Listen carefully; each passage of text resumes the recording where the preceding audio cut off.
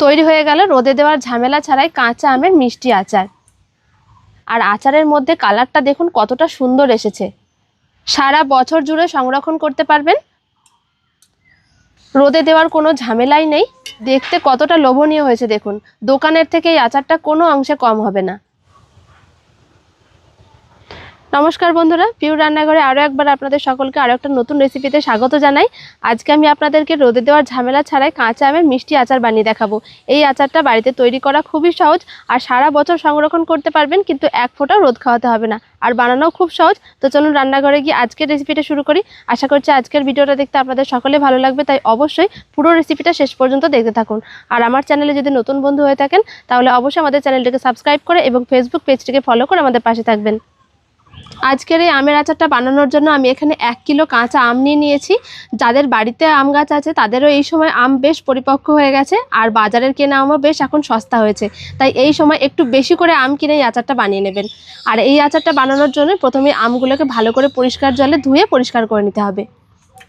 আমি এখানে 1 কিলো কাঁচা আম নিয়েছি, তবে আমগুলো বাজারের হোক কিংবা বাড়ির, আমগুলো একটু দেখে নিতে হবে যেন একটু বেশ টাটকা হয়, তাহলে আমের আচার খেতেও বেশ ভালো লাগবে, আর তার সাথে সাথে আচারটা অনেক দিন পর্যন্ত ভালো থাকবে। আমগুলো ধোয়ার আগে এরকমভাবে একটু কেটে নিচ্ছি, যাতে করে আমের মুখে যে কষটা রয়েছে সেই কষটা বেরিয়ে যায়। আর এগুলো কেটে আমি সরাসরি জলে দিয়ে দিচ্ছি।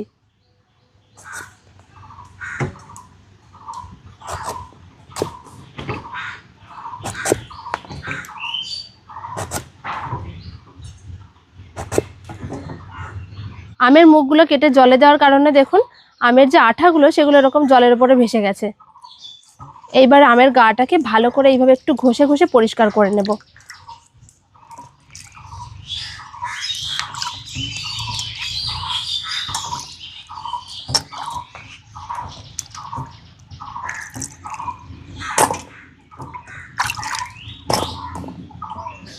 আমগুলো ধুয়ে নেওয়ার পরে একটা সুতির কাপড় দিয়ে গাটা মুছে নিচ্ছি, যাতে যেটুকু জল রয়েছে সেটুকুও না থাকে। এরকম ছোট ছোট কিছু কাজ যদি করা যায় তাহলে আচার অনেক দিন পর্যন্ত সংরক্ষণ করে রাখা যাবে, কোনো রকম রোদে দেওয়ারও দরকার পড়বে না।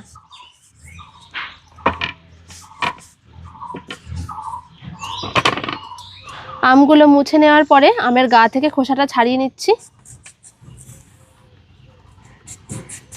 আমের আচার আমরা বাড়িতে নানান রকমভাবে তৈরি করি, তবে এই আচারটা যদি আপনারা তৈরি করেন দেখবেন একদম খেতে অন্যরকম লাগবে।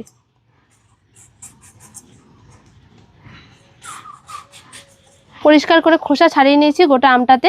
এবার এইভাবে মাঝখান থেকে চিড়ে দিচ্ছি।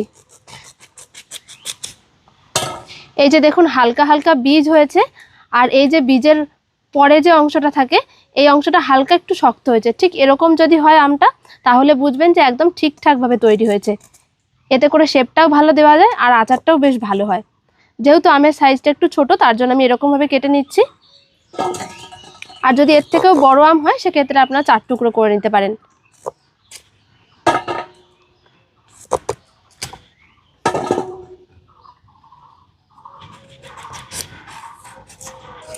আর কিছুদিন পরেই কিন্তু আম পাকতে শুরু করে দেবে। এই সময় বেশ সুন্দর সুন্দর কাঁচা আম পাওয়া যাচ্ছে, সস্তাতেও পাওয়া যাচ্ছে যদি বাজার থেকে কিনে তৈরি করেন।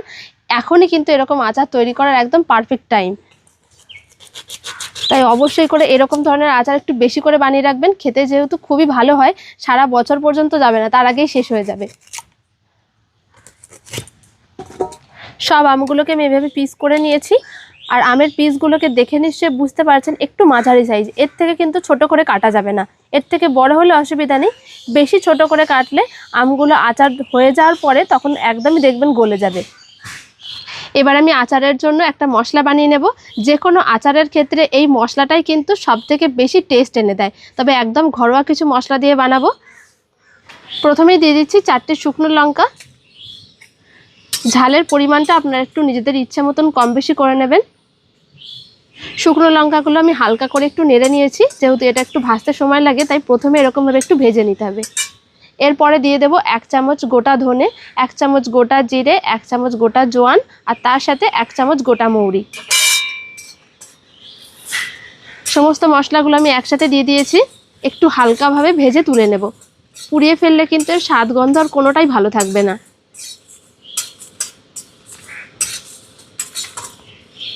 এই মশলাগুলো একদমই ঘরোয়া উপকরণ, আমাদের প্রত্যেকের ঘরেই থাকে, তাই আলাদা করে কিন্তু বাজার থেকে কোনো রকম মশলা কেনার দরকারই পড়বে না। আজকে আমি 1 কিলো আম নিয়েছিলাম, সেই আমের জন্য আমি এখানে 750 গ্রাম আখের গুড় নিয়েছি। আজকের আচারটা আমি আখের গুড় দিয়েই করব, যদি আপনারা চান তাহলে চিনি দিয়ে করতে পারেন, তবে মিষ্টি আচারে কিন্তু গুড় দিয়ে সবথেকে বেশি টেস্ট হয়। শুকনো কড়াই আমি গুড়টাকে দিয়ে দিচ্ছি। আখের গুড়ের মধ্যে প্রচুর পরিমাণে নোংরা থাকে, তাই প্রথমে এরকমভাবে একটু গলিয়ে নিতে হবে। আর আমি এখানে জল ব্যবহার করব না, এরকম শুকনো অবস্থাতে একটু নাড়াচাড়া করে নিলেই ভালোভাবে গলে যাবে। গুড়টা দেখুন 2-3 মিনিটের মধ্যেই খুব সুন্দরভাবে গলে গেছে। এর থেকে বেশি কিন্তু আর জাল করারও কোনো দরকার নেই। এই রকমভাবে গুড়টা গলে যাওয়ার পরে একটু ভালো করে ছেঁকে নিতে হবে, তাহলে গুড়ের মধ্যে যে নোংরাগুলো রয়েছে সেগুলো থাকবে না। তবে যখন এরকমভাবে গুড়টা গলে যাবে আর কিন্তু জাল করা যাবে না, কারণ জাল করলে গুড়ের মধ্যে পাক এসে যাবে, তখন ছাঁকতে অসুবিধা হবে। এরকম একটা স্টিলের ছাঁকনি নিয়েছি, যেহেতু গুড়টা এখনও গরম রয়েছে, প্লাস্টিকের ছাঁকনি দিয়ে ছাঁকা যাবে না। যদি এরকম ছাঁকনি থাকে বাড়িতে তাহলে এইভাবে ছেঁকে নেবেন।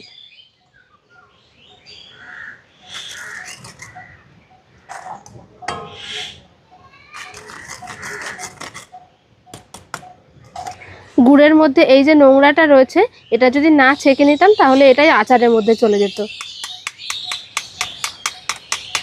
এবার আমি আচারটা বানিয়ে নেব, তার জন্য কড়াই বসিয়ে দিয়েছি।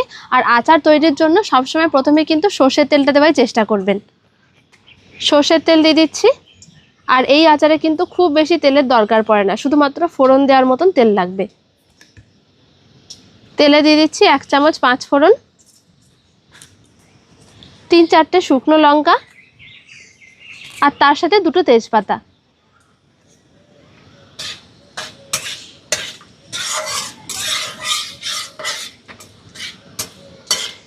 একটু হালকা করে নেড়ে চেড়ে সবকিছু একটু ভালো করে ভেজে নেব। ফোড়নটা ভালো করে নেড়ে চেড়ে ভেজে নিয়েছি, এবারে কেটে রাখা আমগুলো দিয়ে দেব।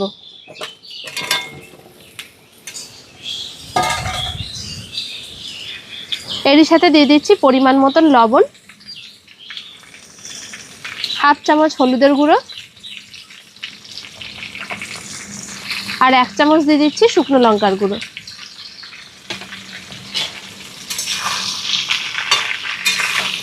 সমস্ত মশলা দিয়ে দেওয়ার পরে আমগুলোকে একটু নেড়ে চেড়ে ভালো করে কষিয়ে ভেজে নিতে হবে।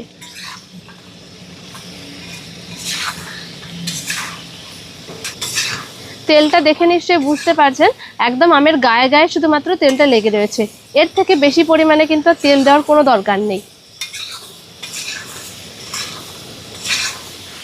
আমগুলো দিয়ে দেওয়ার পরে গ্যাসের আঁচটাকে মিডিয়ামে রাখতে হবে, আর 5-7 মিনিট মতন এভাবেই নেড়েচেড়ে একটু ভেজে নিতে হবে।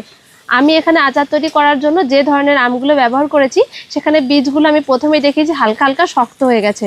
যদি এর থেকে বেশি নরম থাকে বীজগুলো, সেরকম আম দিয়ে আচার করলে খুব একটা খেতে ভালো লাগে না। তবে আপনারা যদি সেরকম আম দিয়ে আচার তৈরি করে থাকেন, সেক্ষেত্রে কিন্তু 5-7 মিনিট মতন ভাজলে হবে না, 2-3 মিনিট মতন ভেজে নেওয়ার পরেই গুড়টা দিয়ে দিতে হবে। কারণ যেহেতু আমগুলো সেখানে আরেকটুখানি কচি, বেশি ভাজলে একদম গলে যাবে। 5-7 মিনিট মতন আমগুলোকে আমি খুব সুন্দর করে ভেজে নিয়েছি।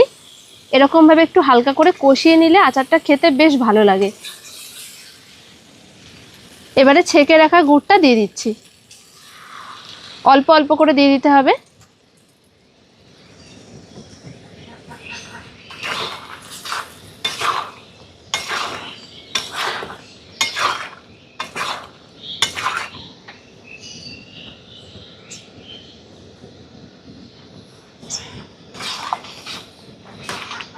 গুড় দিয়ে সব কিছু খুব ভালো করে মিশিয়ে নিয়েছি। এবারে এইভাবেই হালকা হালকা করে ফুটিয়ে নিতে হবে, আর মাঝে মাঝে একটু করে নেড়ে দিতে হবে। গ্যাসের আঁচটা একদম হালকা করে রাখতে হবে, আর মাঝে মাঝে নেড়ে দিতে হবে। হালকা আঁচে যদি ফুটিয়ে নেওয়া হয়, তাড়াতাড়ি আমটা সিদ্ধ হয়ে যাবে, আর গুড়ের মিষ্টিটাও টেনে নেবে। যতক্ষণ আমটা ফুটছে, এরই মধ্যে আমি যে গোটা মশলাগুলো ভেজে রেখেছিলাম সেগুলোকে গুঁড়িয়ে নেব। আচার তৈরির ক্ষেত্রে সবসময় চেষ্টা করবেন এই ভাজা মশলাটা একটুখানি শিলে কিংবা হামানদিস্তায় গুঁড়ো করে নিতে, তাহলে টেস্টটা খুব সুন্দর হয়।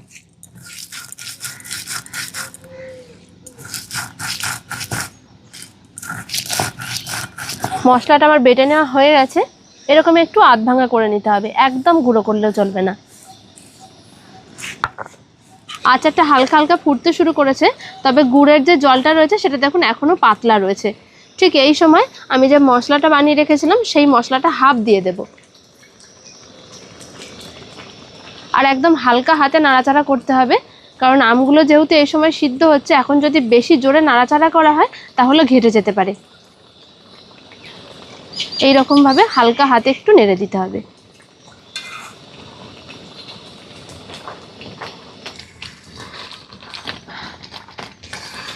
আমগুলো সিদ্ধ হয়ে গিয়ে গুড়টা দেখুন বেশ খানিকটা কমে গেছে। এই সময় আমি দিয়ে দিচ্ছি বাকি যে মশলাটা গুঁড়ো করে রাখা ছিল, আগে হাফ দিয়েছিলাম, এই হাফটা আবার দিয়ে দিচ্ছি।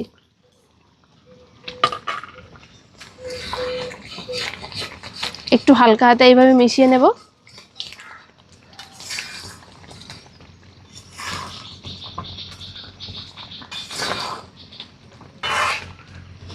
আচারটা এখন পুরোপুরি তৈরি হয়ে গেছে। এবার আমি এর মধ্যে দিয়ে দেবো ভিনিগার। ভিনিগারটা দেওয়ার কারণে আপনাকে এই আচারটা রোদে দেওয়ার দরকার পড়বে না, সারা বছর সংরক্ষণ করতে পারবেন। আর যদি বাড়িতে ভিনিগার না থাকে হাতের কাছে, তাহলে কিন্তু ভিনিগারের পরিবর্তে আপনারা লেবুর রস ব্যবহার করতে পারেন। গ্যাসের ফ্লেমটা আমি বন্ধ করে দিয়েছি। আর এরকমই যে হালকা একটু ঝোল ঝোল রয়েছে, যত ঠান্ডা হবে তত কিন্তু এটা টেনে যাবে। 1 চামচের মতন ভিনিগার দিয়ে দিচ্ছি।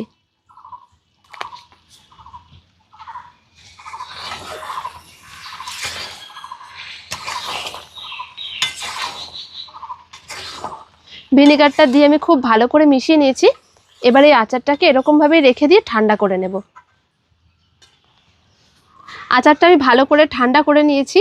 আর আজকের এই আচারটা ভরে রাখবো এরকম একটা কাঁচের বয়াম নিয়েছি। এই বয়ামে যদি ভরে রাখেন তাহলে কিন্তু অবশ্যই করে এই আচারটা অনেক দিন পর্যন্ত ভালো থাকবে। আর বিশেষ করে কাঁচের বয়াম নেওয়ার চেষ্টা করবেন।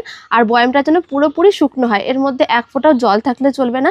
জল থাকলেই আচারটা খুব তাড়াতাড়ি নষ্ট হয়ে যাবে।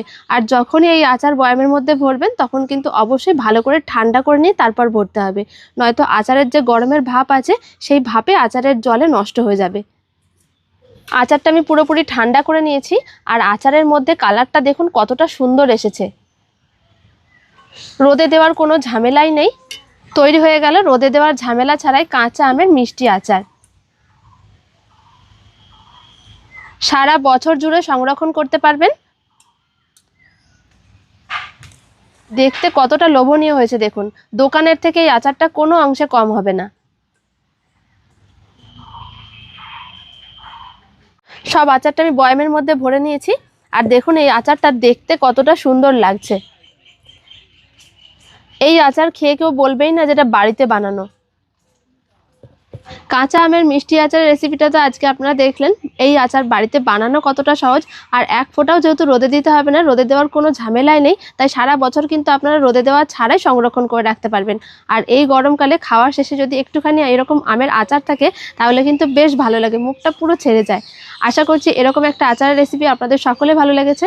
ভালো লাগলে অবশ্যই একটা লাইক শেয়ার কমেন্ট করবেন এবং আমাদের চ্যানেলটিকে সাবস্ক্রাইব করে আমাদের পাশে থাকবেন। দেখা হচ্ছে পরের ভিডিওতে। সকলে ভালো থাকবেন। ধন্যবাদ।